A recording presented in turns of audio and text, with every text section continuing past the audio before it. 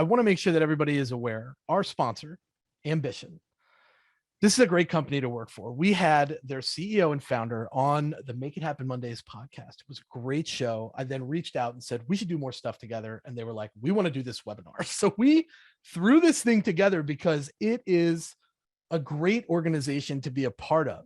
They're doing this one with us, and this is perfect for them. Ambition drives a collective effort across the team for individuals and teams to succeed together and individually. So their solution creates what I lovingly refer to as a healthy competition atmosphere where sellers can strive for greatness together and as individuals. Motivation is tough to dial in when you're a leader, and Ambition can help you tune that stuff in. So big shout out to Ambition for putting this one together. And then let's take this poll down real quick. Let's show you the results. Who is in the room? Look at all the managers in here. Great turnout. Big applause for the managers in the room. We do not get enough managers in these things. The front lines benefit the most from the tactical takeaways. But when it comes to conversations like this, managers in the room are so important because motivating your team, the people hacking part of leadership, notice I'm not using management and leadership in the same context there. That is a big factor in this conversation. So big shout out to Ambition for that. I want to give you guys a chance to go to this event that's popping off with Sendoso. Sendoso's Connected, which is a great title. I love that, is popping off on October 13th. And this one is going to be cool. It is about, what's the best way to say this? Creating meaningful connection. That's probably the best way to say it, right? There's a lot of people out there saying relationships don't matter. I avidly disagree with that. Relationships make an enormous difference in the way that you govern your day-to-day routines. So here it is. You want to go to this and you want to join Sendoso's Connected to learn more about creating meaningful connections. That's what this entire event's going to be about. Now, we talked about managers that are teams of one. Do you guys actually manage a team? Yes or no? Like, if it's a team of 2 people underneath you, that's fine. If it's a team of 1 person and it's you and them working together, that's fine. But are you leading a team or are you Olo? And that's okay. You can be solo dolo. It's no big deal. But we want to make sure that we're identifying the right people and tailoring the conversation to those that are in the room. So that's a big part of it. Okay, let's get to some ground rules here. John's not in the room, so we don't have to worry too much about language. But so that you're aware, we're all human beings, and I might drop an S-bomb or something, so earmuffs. Mark mentioned he's got a little one fighting a nap in the other room. This is pretty common. You're going to get the recording. Stop asking us for the recording. It's frustrating. We don't know why this is such a common question. You're going to get the recording. If you have ever been in the space of webinars, you know that they are usually recorded and sent to people that register for them. Questions go in the Q&A section. Please do not litter the chat with your questions. They will. Yes, it is just as frustrating. Absolutely. Jennifer, great question. Should have been in the Q&A. Questions go in the Q&A. This is difficult for people and I still can't figure out why. Let's keep it professional. I don't want to see the shade fest. We're not here to crap all over people. That is not cool. If you bring negative stuff in here, I will boot you out of here fast. And then one more thing before we kick this off. The follow-up to this is about to be dope. Mark, Ambition, and our friends at Forrester are going to continue this discussion later. And this is a pretty controversial discussion and I think it's controversial because there's so many opinions around it. So here's the big topic on this one. What exactly is the ROI of sales coaching? Mark and the team at Forrester are going to be giving you some surprising findings. Why are they surprising? Because you either sit on one side of the fence or the other. You are one of those people that's like, I think sales coaching is the most essential thing, and my team would not be as successful without sales coaching. Or you're like, I've never had successful sales coaching. Sales coaching is absolutely useless. I don't know why people spend money on it. So this is going to reveal a lot about what sales coaching is and what the ROI is, and I think you guys are going to enjoy it. So there's the link for that. Mark, go ahead. James, yeah, let me just sprinkle in. It is the most objective content I have seen around sales coaching. And I'm on the side of, I've always believed in sales coaching and knew it was powerful, but I struggled to really back it up with data. Don't take it from me, the Ambition guy. Take it from Forrester, who does a lot of research and doesn't really care about me, the Ambition guy. A lot of objective data. So regardless of what side of the fence you're on, I think you'll really enjoy Thursday. That's great. I appreciate that context. Thursday, this is going down. It's basically the follow-up to this conversation. So you're going to want to be there for that. I love these results. Look at these results. We're like pretty close. 58-42 is not bad, but like it's pretty split. And I think it's interesting that there are a lot of people in the room that don't currently manage a team, but you aspire to be a leader one day.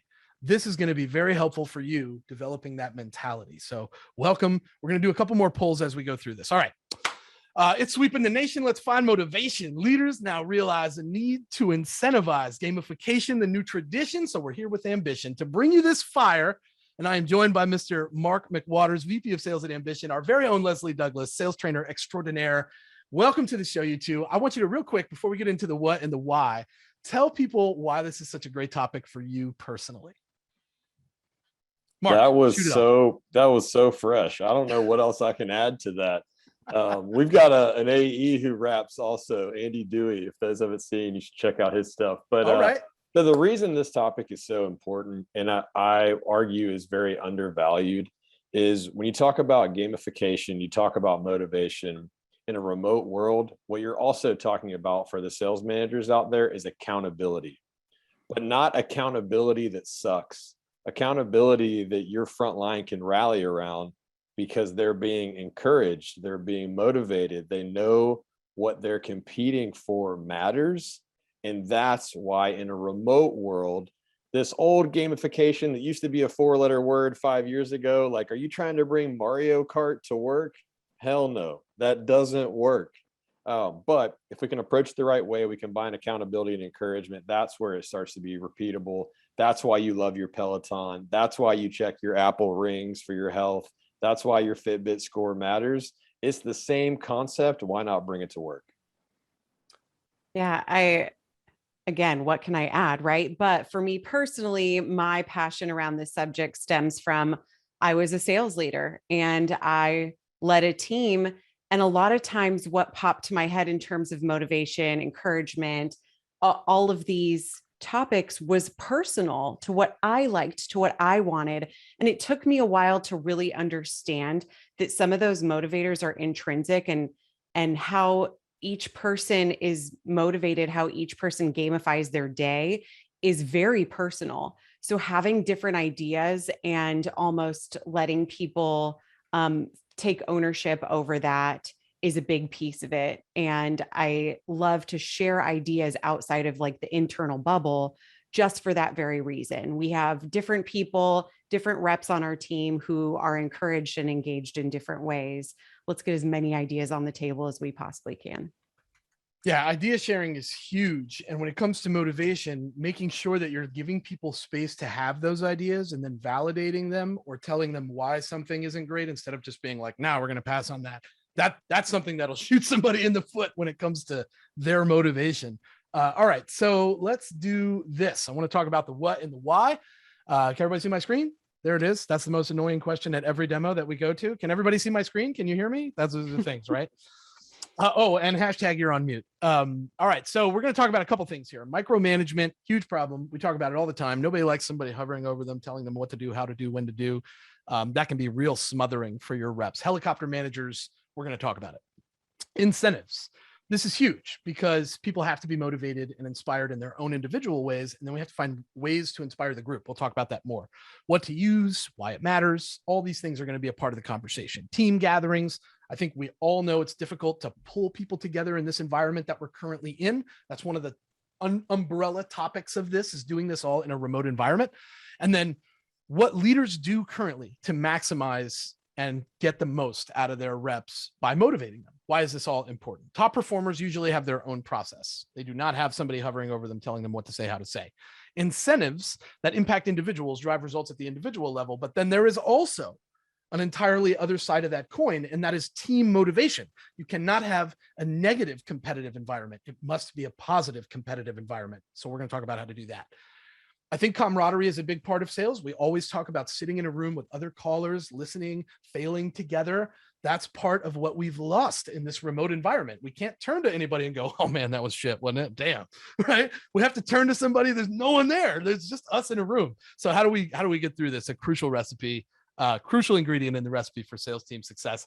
And then strong leadership is desperately needed. We talk to frontline reps constantly. And one of the things that they do often is complain about their leaders. So we're going to talk a lot about how to improve your image as a leader and the loyalty that your team has to you so that you guys can all succeed together. And Mark, when I saw this slide, I was like, I think I just want to pass the microphone to you and explain this. So it's all yours, my friend. I'd love to. I'd love to. So we at Ambition, we get asked all the time around competition ideas. And yes, this is your boy here in front of a billboard.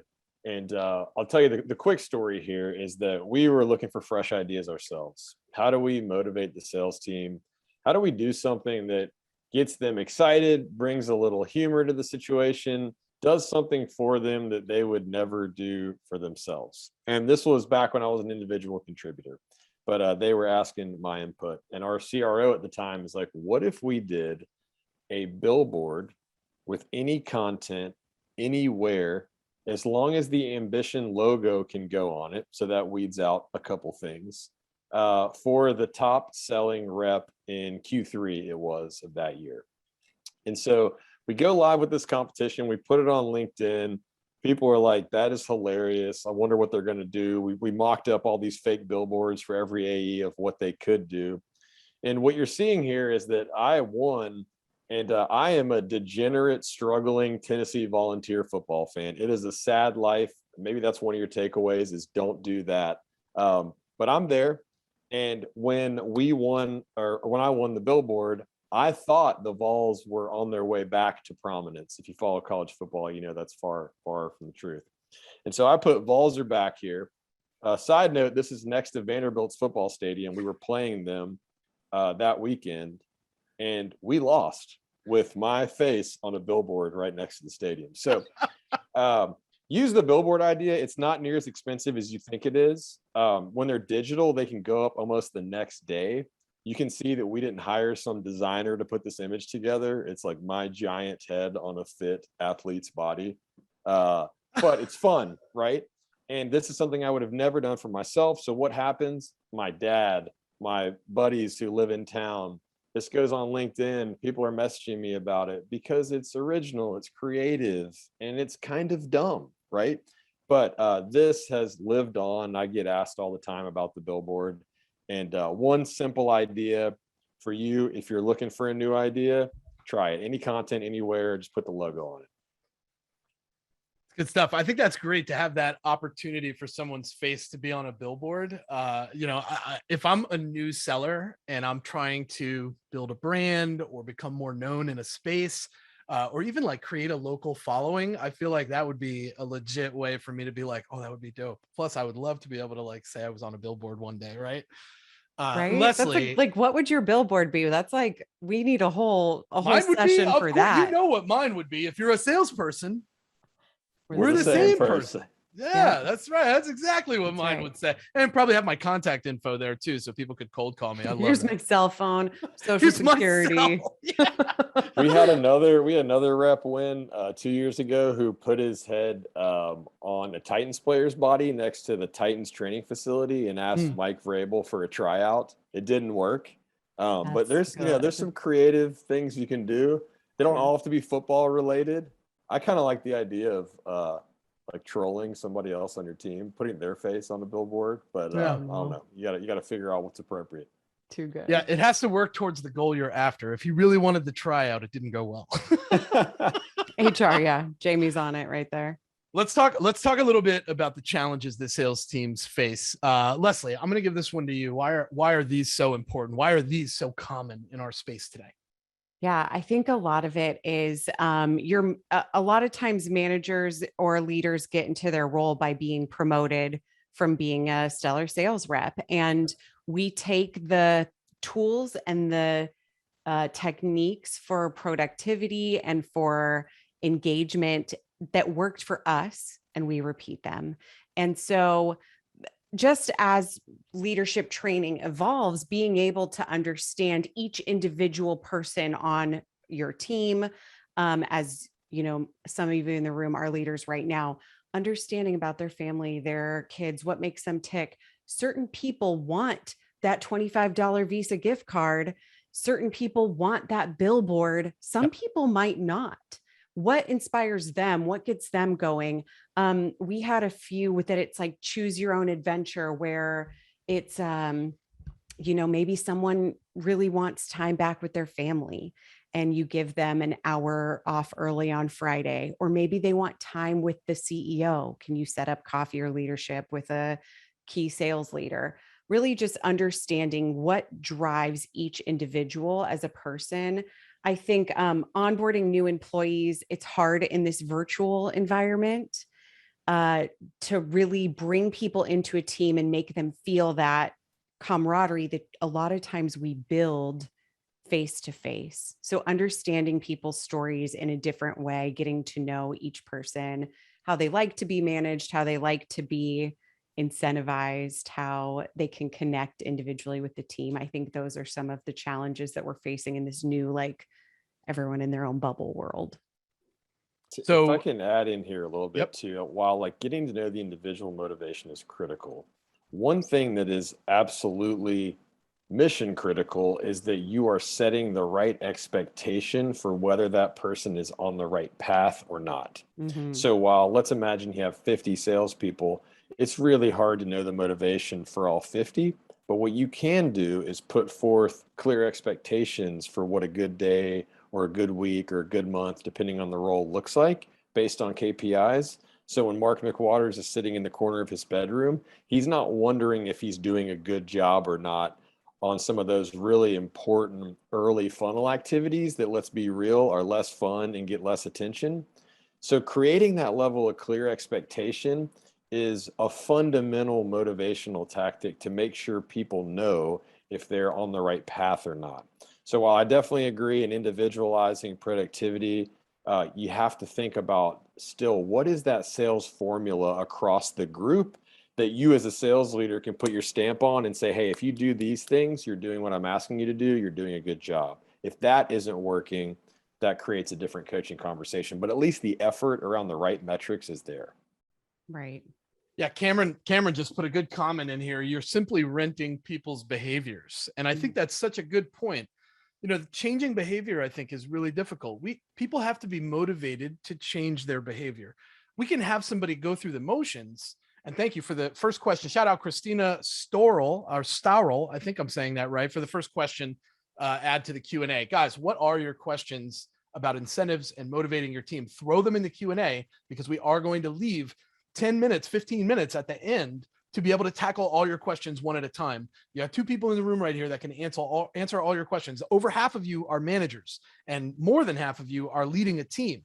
So what are your questions about motivating your team? That's what we want in the Q&A, so we can tackle that. And you can upvote those, so we know which ones are most important to the folks in the room. That's how we're going to sort those out and answer them. But I love this. You're just renting people's behaviors. How do you guys feel about renting somebody's behavior or changing their behavior based on an incentive, or putting it in front of them so that they change their behavior? Do you find this to be something that takes hold, or do you think they change behavior for a short amount of time, achieve a short-term goal, and then it's back to old tracks, old hats, you know? So I'll take a first stab at this. So I'll tell you what people usually do wrong is they run a call blitz and think they're changing behavior. Yeah, you might get a boost in your calls, but you're not actually changing behavior. If you're going to do it through incentives, another foundational piece is your comp plan obviously needs to be strong to drive the right behaviors. For example, you're incenting more on 2-year or 3-year deals because it's more valuable to the business to have 2- and 3-year deals. Like that foundation needs to be set. But if you're trying to create, for example, a new proof of concept, go-to-market motion that's very new for everyone and foreign to a seller, then you should put extra attention on that proof of concept motion. And perhaps you do run a longer term competition where they're forced to do the action over and over and over again to build that motion.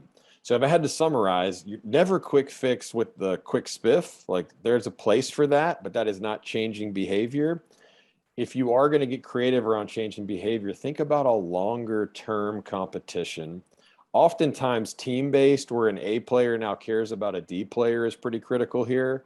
But that's how you really change a behavior when it comes to an incentive, a spiff, a competition. I think coupling it too with one-on-one protocol. So you have your normal agenda, you walk into a one-on-one with, if you can incorporate the spiff or incentive to discuss like, okay, what are the outcomes for you personally beyond winning the spiff, the incentive? What else is happening? What else have you noticed a change in from incorporating that, behavior that you're looking for? Because a lot of times, if you can draw the connections and keep bringing them up in front of someone and they can feel and see tangibly, okay, by me doing this for that one spiff, this is also happening. And this is how it can impact the rest of my funnel, the rest of my pipeline. That's more long-term behavior change. Yeah, So and make no why? mistake, the The long-term why. behavior change is what you're after when it comes to consistency amongst the team, right? Because it's not just about that one person performing better week over week, month over month, quarter after quarter. The whole team has to be on that same track. So one of the things that we said earlier was there's no more one size fits all. And I think we're back to knowing our reps and that individual versus that team goal. The team goal can change behaviors, but true one-to-one behavioral change has to be related to what matters most to your rep. If you have a 45-year-old rep that's been in the game for 10 years and he has a family at home, and you have a 25-year-old rep that started 6 months ago that lives with his mom, they're not going to be motivated by the same shit. That's going to be different between those two people. One guy wants time off and benefits. The other guy wants more deals and more money. That is completely different when it comes to motivating them to do better, be better, try new things, make some changes. Go ahead. You had something you wanted I to add, got an Mark. I idea see for you. you. Yeah. Go Yeah. for it. Yeah. Okay. So, sales leaders, I'm talking to you because I have Yeah. been this person where you're like, shit, what do I run for this competition? Like, I don't know. In James's example, think about putting a value on whatever the prize is, but don't put a prize. Let's say it's $250 for the sake of this. And maybe $250 is worth a certain amount of time for the rep in the 45-year-old example. Yeah. Let them, I went to my team and I said, hey, you got $250 at the end of this quarter. If you hit X threshold, what do you do with the $250? You can't tell me you get a gift card. You have to do something with it. One, I had some person who was like, I want to buy this badass vacuum. I'm like, Nice. okay. I had another person who wanted a coffee subscription like for the next year from some bougie coffee place. They all came up with their own ideas, and then I told them to everybody. So I was like, all right, here's a competition we're running. The winner gets whatever their personal prize was. And like the moment you hit, I will Amazon order, Sendoso, whatever it is, your gift to you. And the point of that story is let them decide sometimes. You don't have to be the czar of our all cool competitions. Sometimes the best thing to do is ask your team. Mm-hmm. That's the first time czar has ever been used on one of our webinars. I'm just going to go ahead and say that out loud. All right, we got a lot to cover. This has been great. Let me get a 1 in the chat if so far this has been useful for you and how you're going to govern your team moving forward. You're thinking a little bit differently. You're thinking about the bigger picture. Just let me see the ones for people that have come in and in the first 25 minutes, you're like, damn, this makes a lot of sense, right? You're thinking a little bit different. I love it. Thank you very much. We appreciate all your engagement. Guys, engage with us, man. We want to hear from you. Let's talk about some best practices. A lot of people have written to us and said more tactics, more techniques. So let's cover some. Let's give people best practices to keep people motivated. And there are a lot here. So I'll let you guys decide who wants to tackle the first one and which one do you want to hit. Mark, you want to kick us off? Yeah, I'm going to go into, I'll pick gamification because it's low hanging fruit. And I'm also going to answer a question that I saw pop up in here. Go for it. Around SDR spiffs. Yep. If there's any SDRs, I think I saw somewhere in the crowd. I see you. I appreciate you. Let's talk motivating you. So our sales development leader, Chris O'Connor, I got to give him credit. This is not my idea. He runs what's called a streak pot. The streak pot is for an SDR at Ambition, there is a meeting a day mentality. So 1 meeting per day is a great day. Well, we started to see people set 2, set 3 meetings. And Chris said, I'm going to throw out a prize for anyone who can set 4 meetings in 1 day. And Mark, would you pitch in to help like start a cash prize for the person who hits 4 meetings? At the time he rolled this out, I thought, dude, no one's going to ever hit 4 meetings. That's like kind of unrealistic. That's going to demotivate people. And then sure enough, streak pot hits. And then the streak pots start stacking. And the value of this competition is that it's not crazy for someone to set 2 meetings, but then you set your 3rd and the whole company is watching you to see if you go hit the 4th. So guess what? You're going to work until that fourth meeting happens. You're going to do all the calls, all the emails, all the activities that you need to get there. And so with gamification, it is about raising the bar. It's pushing the individual or the team higher than you thought they could get. But what you're trying to do is create visibility around that to where if they get to a certain point, they have no choice but to finish and win that competition, right? So steal the streak pot, make it as visible as possible. I don't know what the mentality is for your SDR team, but if it's a meeting a day, set it at 4 and post it on LinkedIn when you hit it and mention me, and I'll make sure that Ambition sends something your way, because that's one of the most powerful SDR things we've launched here in 2021. The streak pot is good. I would love to veer away from gamification, but I can't allow that to happen with Leslie in the room. This woman is the gamification messiah. So what do you got for us? Czar. I'm Czar, the gamification messiah. czar. We're like trying to find the weirdest words to use in this one. Right. What do you got for us on gamification, Leslie? Blow some minds here. I know that you gamify everything in your life. I just gamify everything. I think especially, we talk a lot about being at home. I see some familiar faces here. You guys know I gamify my own laundry, put on a song. How many pieces of laundry can you fold in that song? My kid does it. I mean, everyone in the house gets in on this. But at work, it's like, okay, how can we gamify whatever piece of the sales process that our team is struggling with the most? So if we're looking across the board, Mark mentioned earlier, pairing up some players like A&D players, put them on teams and gamify whatever piece of the puzzle that we're struggling with. Anything can be gamified. You just got to add a point value, right? You can gamify everything. A/B split tests, the best way to do that. Give the team, everyone comes up with openers. Each group has a different opener if you're trying to get people to get on the phones. And which opener is keeping the most people on for the longest? There's a game, right? I think gamification really, it does play to our competitive nature. Someone else put in the Q&A, what's the most motivating piece? And you mentioned money. I forget who it was that I saw that. Matt would. You mentioned money. A lot of times for sales reps, personality wise, it's the spotlight, it's the attention, it's the love. So someone else talked about a public dashboard, publicly showing love for salespeople. That's the most common intrinsic motivator. They want the attention, they want the fame, they want the moments of recognition. The other one that I was going to bring up on here that kind of in line with this is encouragement, James, from your list, and where it's not just about the wins. So many times we are going as a leader to just jump into, let's share the great news about this deal that was won. Walk us through that call. It was so good. Let me play this call out loud. It was so great. We are all sitting at home. I still make calls, prospecting calls, and it is hard by yourself to get hung up on over and over again, to get, whatever someone's going to say, not get answers, whatever kind of weird response you're going to get. We should be normalizing that and talking about it, not just not just to say it, right? Hey, it happens to everyone. It encourages our team. It creates camaraderie, and it helps say, okay, that's normal. Here's how we get past it and move on.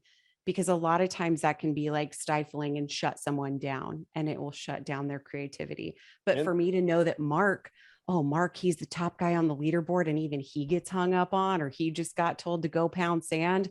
I'm like, yeah, okay. If Mark's getting it, I'm good too. Cool. Bye. I feel better. Yeah, we heard that exact. So we've got a group up in Buffalo, and one of our best sales development reps is up there, and a new guy that we hired is with him.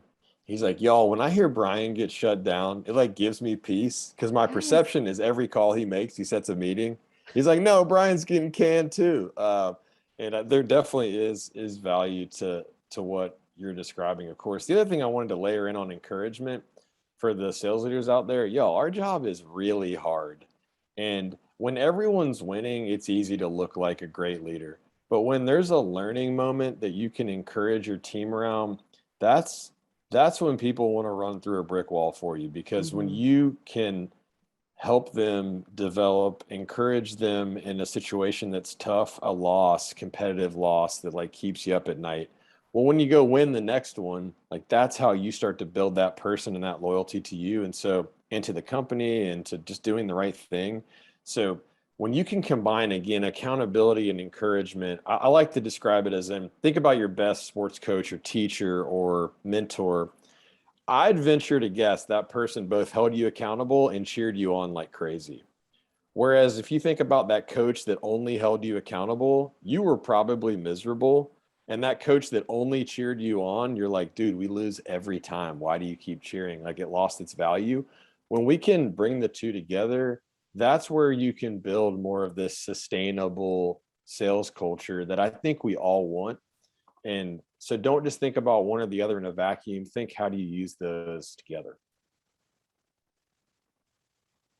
Oh, That's a great segue into our sales culture conversation. But before we do, I want to focus on one of these, and that's create open spaces for learning. We have this terrible habit as leaders when we look at our teams and we have one-on-ones or even group meetings, and we have this more mentality. I need you guys to get more meetings. I need you guys to improve more often. I need you guys to get more results, but we don't allow them the time during the day to go learn how to get those results. We have to give people the okay to schedule your 4 to 5 p.m. hour for learning and development, trying new things, writing new messaging that could be tested, A/B tested. If we don't grant them the time to make the necessary changes, that is where they tend to get a little bit more discouraged than usual because they don't have the time to improve, but they're constantly getting pressured to get more results. And those two things are not complementary for the right mentality in a sales rep. So that's the one I wanted to focus on there. And now we can move more to the sales culture conversation, which I think is a huge, huge factor in this. And I talked a little bit about healthy competition. I have seen a lot of unhealthy competition in a sales team before. What is your perception of healthy competition, Mark? Healthy competition is when you foster an environment where Mark wants to beat James, but Mark is also cheering for James when he has success. And if you think it's not possible, I challenge you big time on that. Every great sales culture has, it's like if I'll use another sports analogy because I love using those. If you're the Patriots, I'm going to go two ways here. Back when Brady was there, so Tom really cared about the crappy running backs he had, and he leveled them up because he had to, because they were on the same team. You want to be real cautious talking bad about the Patriots. I know, I'm just going to go ahead and let you know. So, but that was a healthy environment because he brought them up. Otherwise, he wouldn't have cared about them, right? Because they're on the same team. They're trying to win the same. It wasn't about making Tom the MVP. It was about winning the Super Bowl, right?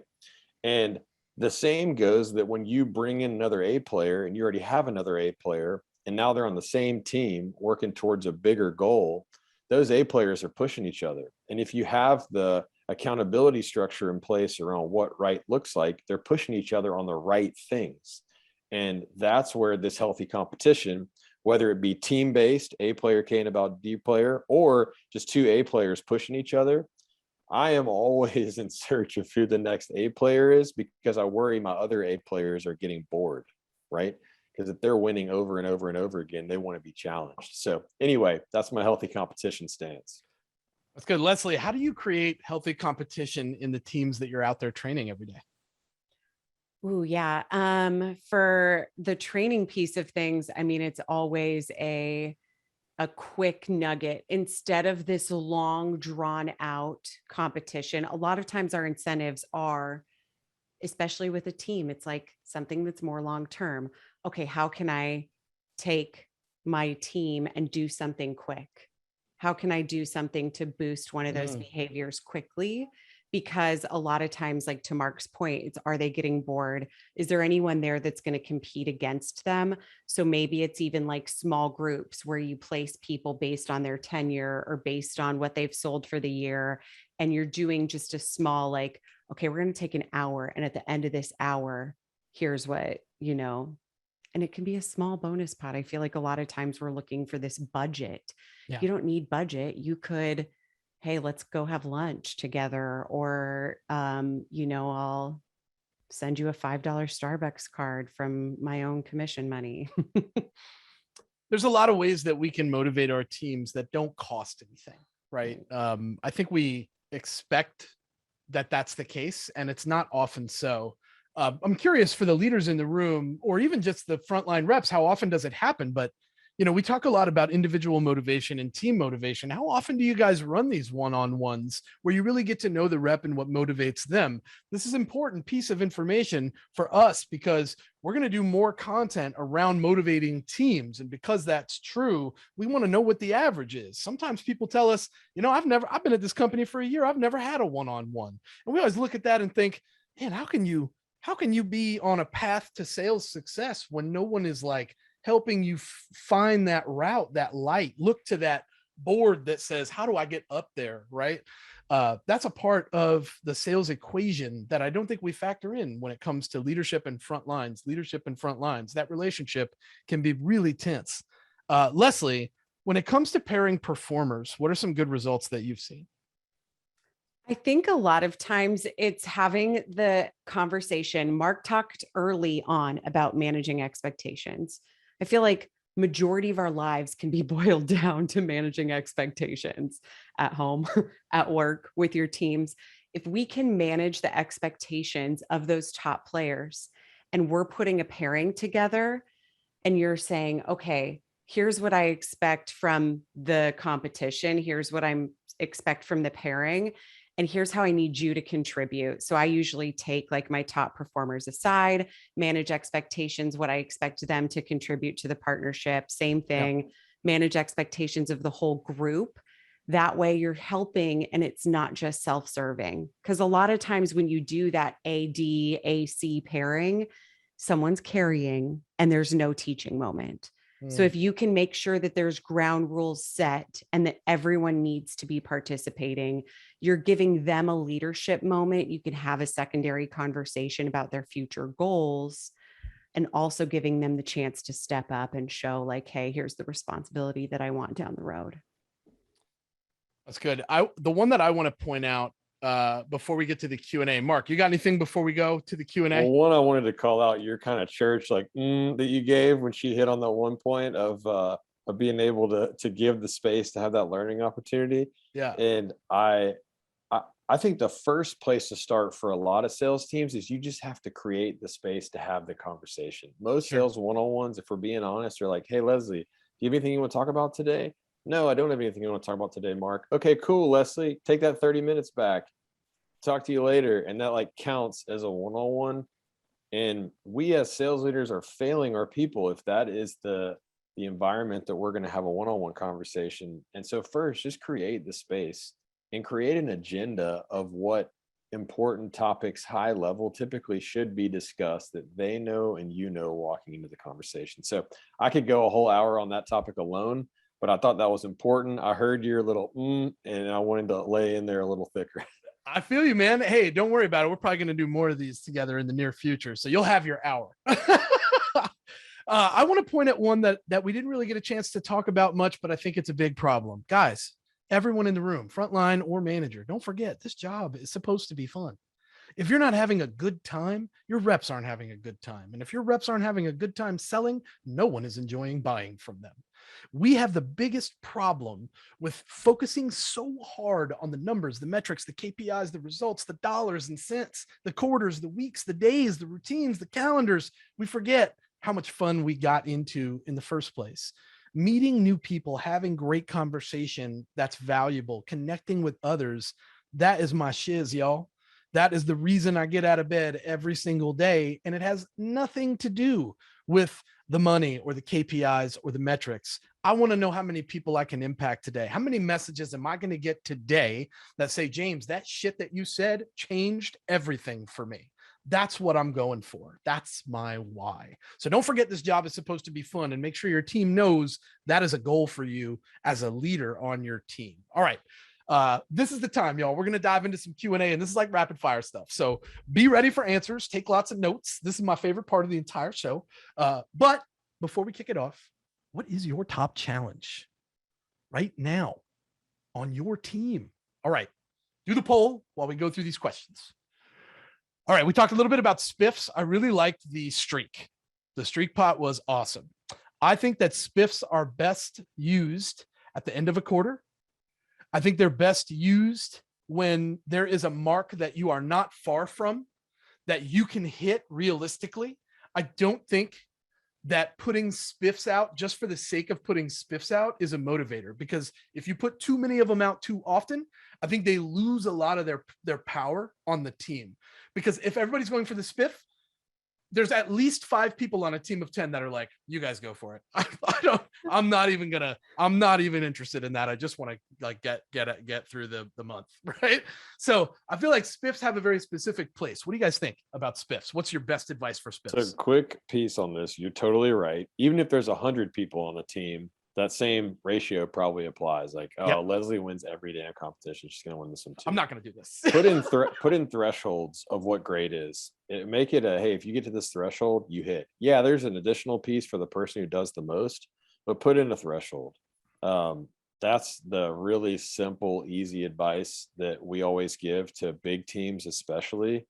If that threshold is great performance, then you need to be rewarding it. Don't let those people not get a reward because Leslie won the competition again. Leslie, what do you got for spiff advice? I liked that. I know that the questioner asked for like creative ideas. I mean, obviously the billboard is about as creative as you're going to get, but I do think that, there's quite a few people who mentioned looking for low cost free moments. I think a lot of times it's that, what can they do to add on to their skill set too? So making sure that there is something you can reinvest in their training and their learning, or can you make calls with them? That's a really low cost one. And it gives you so much credibility. You talk about reps wanting to run through a brick wall, have them give you 10 of their prospects and you'll jump on the phone and make some prospecting calls and book meetings for them. Oh my gosh. Like, people go crazy over it. They love it. It's free. It's just your time. So I guess it's not Last free. real quick add here is visibility. That's also free. So many people use Slack in Teams now. What's the Slack channel, the Teams channel that you can go in where James is the 3rd level boss and I'm the frontline manager? And if I shout out Leslie on my team and James, all he does is put an emoji that shows he saw it. Like that is valuable. So use those public channels. It's free. It doesn't take a lot of time, and leadership should be on board with supporting that kind of free recognition for your people who are performing. Some heat right here, y'all. I hope y'all are taking copious notes, because you're going to have to go back to your team and implement all this stuff. There'll be a test later. Any frameworks that you guys can suggest to hold reps accountable? Leslie, you first. I think there's quite a few out there. I'm going to go back to managing expectations. So someone put it in the chat again. I would put an agenda on any meeting you have together so that they know what to expect coming in. What do you want them to bring? And you don't have to do all the work yourself as the manager. So if you want them to bring their metrics, you just need to do a little bit of your own too. Like, you want to meet them halfway, be ready, be prepared for the meeting, put everything else aside. But there's a ton of frameworks out there. I think it's just, okay, what do they need help with? What do you need out of them? Do they know what you expect of them? And do they know what you're going to meet about? The other thing is like picking a goal together. A lot of times in one-on-ones, we start listing out all the reasons. You ever had a manager who lists out all the things you need to do better? Yeah. And here's a laundry list of everything you could be doing better. Here's everything you suck at. And you just feel like terrible walking out of there. You don't want to meet with your manager. Pick one thing and then talk about how you're going to get to that goal, how you're going to measure it, and work on it with them, because then we can build. After they master that one thing, let's pick another thing on our list, just one at a time, maybe 2 tops, but don't give people a laundry list of all the things they suck at. Sucks. Amen. I also want to add for your one-on-ones, like, here's some quick, easy stuff. Put them at the beginning of the week. Usually 30, 45 minutes is plenty. Have that agenda ahead of time. What we found is about 5 to 6 questions usually avoids the fatigue.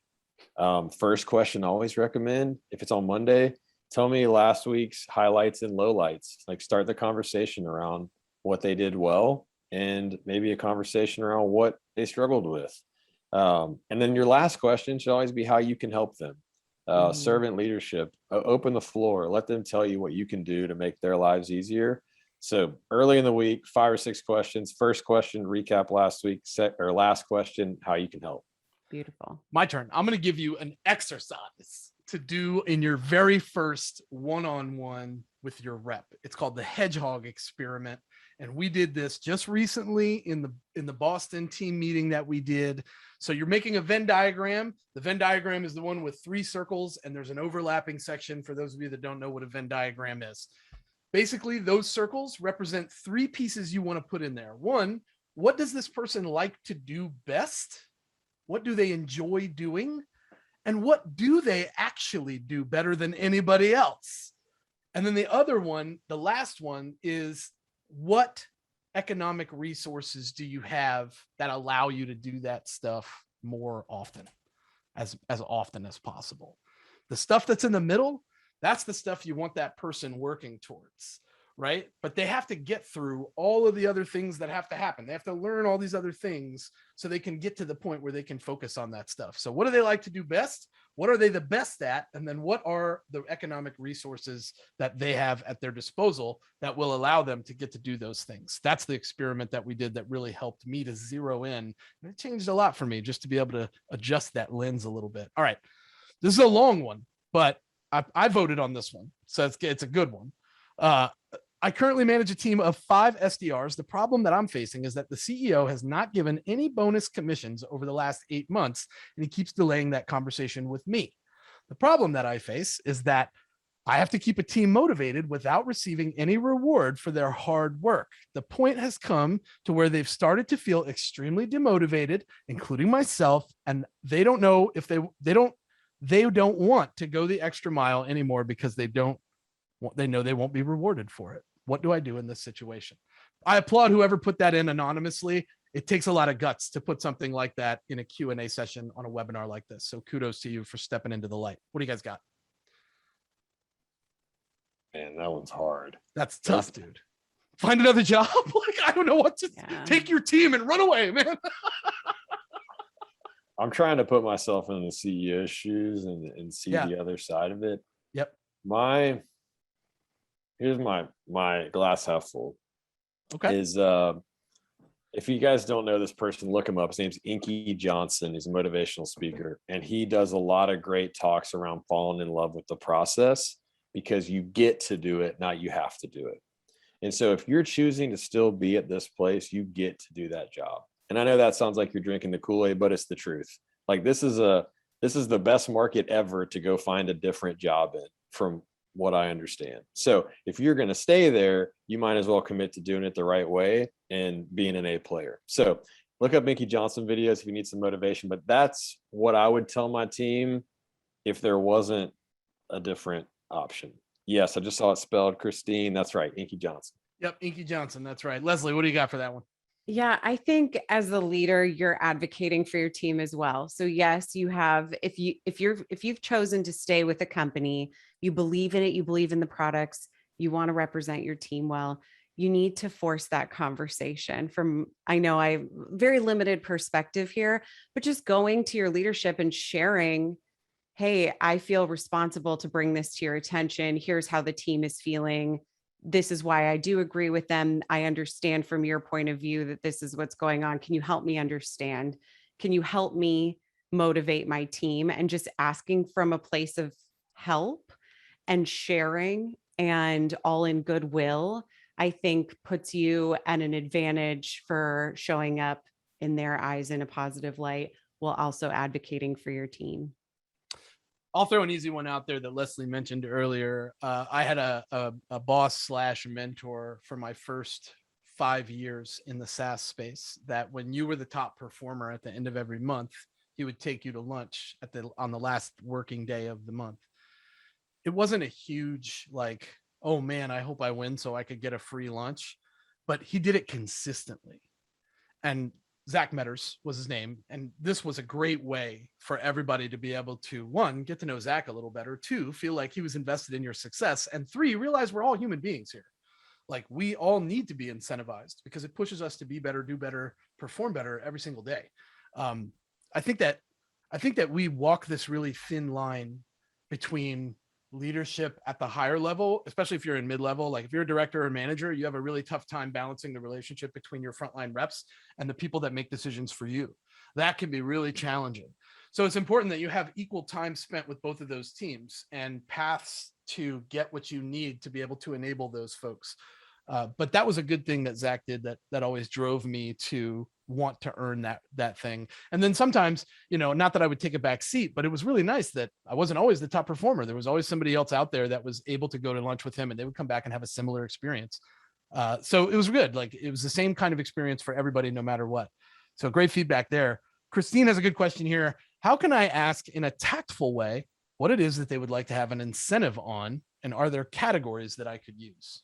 I think like there's some wiggle room here. If you wanted to give them categories, you could, but just asking somebody what motivates you, what would you like for an incentive, doesn't seem like a too much of an invasive question, does it? Or asking their why, asking, Yeah. what, how they like to spend their commission dollars, if they're saving for something special. I had a rep, I'll never forget. She was like 6'3" and she really wanted to save up her commission for a bathtub. This was like her main goal was to get a big giant bathtub.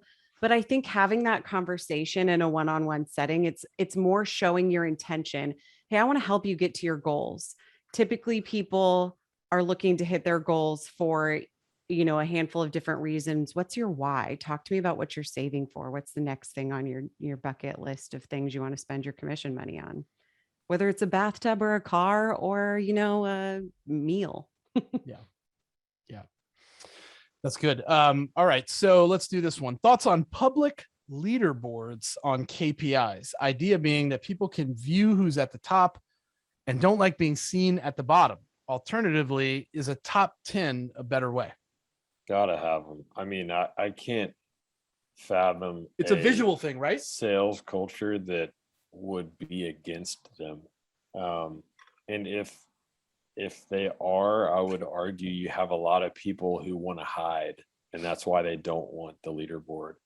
Now, reverse leaderboards showing the bottom 10 can also be really powerful. I don't strategically agree that that's how you should lead your team, but I do think there's value in public praise, right? Put the top 10 or top whatever number as publicly as possible and as real time as possible. And for the bottom 10, you should get it sent to yourself so you definitely know who it is. Like if you can get it pushed to your inbox, for example, praise in public, punish in private, right? But I will say, I know sales leaders who have reverse leaderboards that go to big Slack channels and no one wants to be in it, right? So there could be some value there, but short answer, you need top performers visible as real time as possible where they can be recognized. I want to tell you, I like that quote. I'm sharing that quote out here with everybody. Praise in public and punish in private. I think that's a really good professional tip for everybody out there leading teams. We have a tendency to come down on people in public, and it makes you look worse than it makes them look. I promise you that. A couple people mentioned GDPR in the chat, which I think is interesting. I haven't heard that with internal. Typically it's external. So I've never heard that before for an internal company. Is it a externally shared leaderboard? One thing I've seen around that's a great question, Liz. We have some customers who what it comes down to, as I understand it, I don't want to act like an expert here, is that you have to de-identify the information. Mm-hmm. So you can't show that James just signed up for $10 and have James's name and his address or whatever visible to others. So I think it was Samantha that asked that question. Gosh, I'd love to find a way to solve that for you, because it could be so powerful. Samantha, you should reach out to Mark McWaters. You should reach out to Mark McWaters and have that conversation, because I'm willing to bet there are some answers there. Yes, we'll chat. That's great stuff. All right. Before we get signed off here, I want to give you guys a chance to sign up for tomorrow's webinar. This is going to be totally different. Brian Burkhart, John Barrows, and myself are going to allow 3 members that are coming to this webinar to pitch us. They have 7 minutes, and they're going to tell us what role we are and where we are in the process. This is unique and different. I can't wait to give people feedback and hear these pitches. Part of me is probably going to be like, I'll buy from you right now. And some of these, I mean, I don't know. We'll see how it goes, but I'm really amped for this one to happen. Yes, Ambition webinar again probably will happen. So be ready for that. Also, we never like to close our broadcast without giving you a chance to make us the center of your sales value. So our goal is to provide sales training for you that helps you on the career path that you are on. It's big, it's long, it's arduous, and it's meaningful, and it's supposed to be, because everything you ever gave a shit about took time. Your sales career, your goals, they're exactly the same. Also, the Ambition webinar, one more time, I want to make sure everyone has a chance to sign up for this. This is the follow-up to this one. And again, this one is going to be super cool because it's a sensitive topic that I think we all talk about, the ROI of sales coaching. If you've never had sales coaching before, you want to be here to hear about this. If you've had sales coaching before and it was kind of, I don't really know, this could open a lot of eyes for you and your team. So you want to be there for this one. And I did put that in the chat for everybody to sign up for it.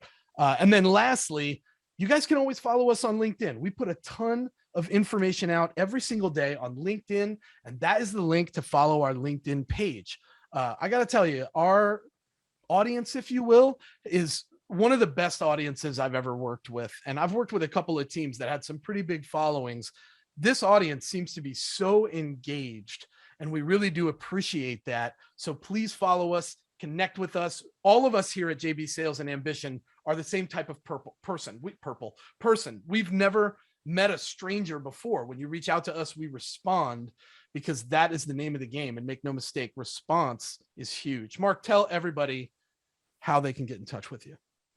LinkedIn, Mark McWaters. Go to ambition.com. There's a zillion buttons to take a demo that you can click that can get a hold of me too. But man, this has been a treat. So thanks to the JV Sales squad for having me in here.